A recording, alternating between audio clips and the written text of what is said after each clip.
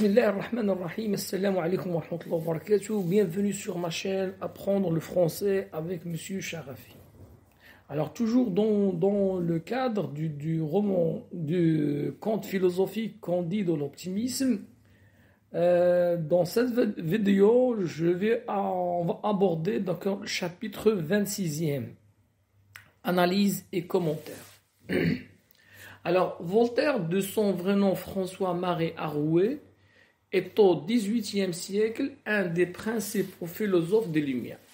De son vivant, il tire sa célébrité des combats qu'il mène contre les injustices et l'intolérance, comme dans l'affaire Cala. En tant qu'écrivain, il est connu pour la richesse de sa production, tragédies, essais, ouvrages historiques, lettres.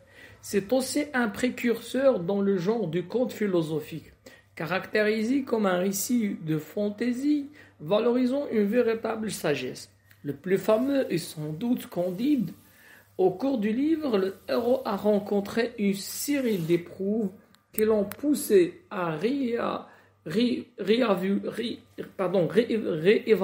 la philosophie de son maître Pangloss. Dans ce passage, c'est-à-dire dans ce chapitre, Candide retrouve Cacambo, mais Cunégonde n'est pas avec lui. Il a été enlevé et il est à Constantinople, en Turquie. On avertit Candide d'une arrestation immédiate. Retrouvailles non accomplies. D'accord, retrouvailles non accomplies. Après un long voyage périlleux, c'est-à-dire dangereux, Candide était sur le point de rencontrer son amour Cunégonde. Cacambo l'informa qu'il était enlevé et emmené en Turquie. L'utilisation des figures de style hyperbole, feu de joie, que je meurs de joie, montre l'amour intense qu'éprouve Candide pour sa bien-aimée Cunégonde. M ne compte pas. Même s'il était déçu de ne pas retrouver Cunégonde, Candide ne renonce pas à son amour et décide de la rejoindre là où il va.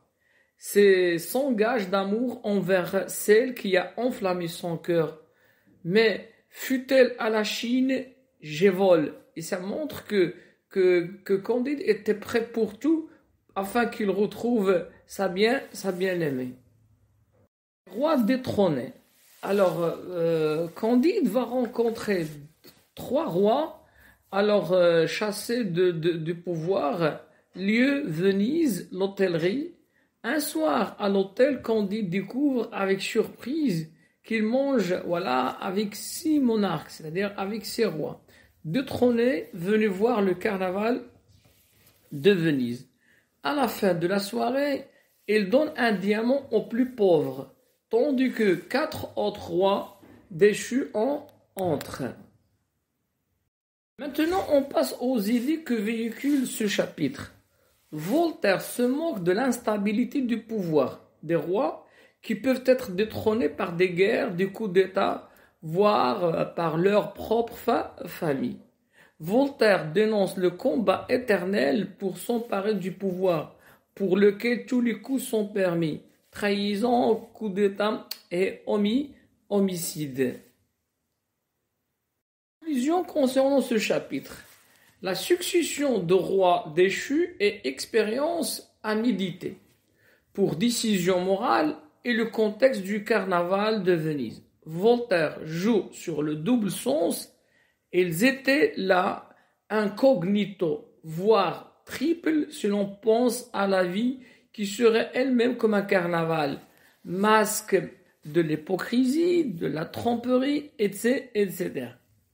Alors, Voltaire s'adresse peut-être également aux grands de ce monde, celui de son époque, mais c'est extensible, pour leur dire que leur règne ne dure qu'un temps et que leur déchéance les menace toujours.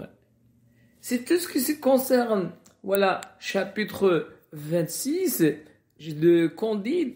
L'essentiel à retenir de ce chapitre, c'est que la personnalité de Candide commence à se forger petit à petit.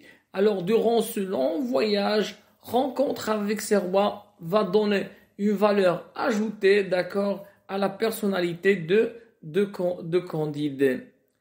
Et du coup, on peut incarner, d'accord, ce conte philosophique dans ce qu'on appelle le roman initiatique ou bien le roman d'apprentissage. À la prochaine vidéo, Inch'Allah.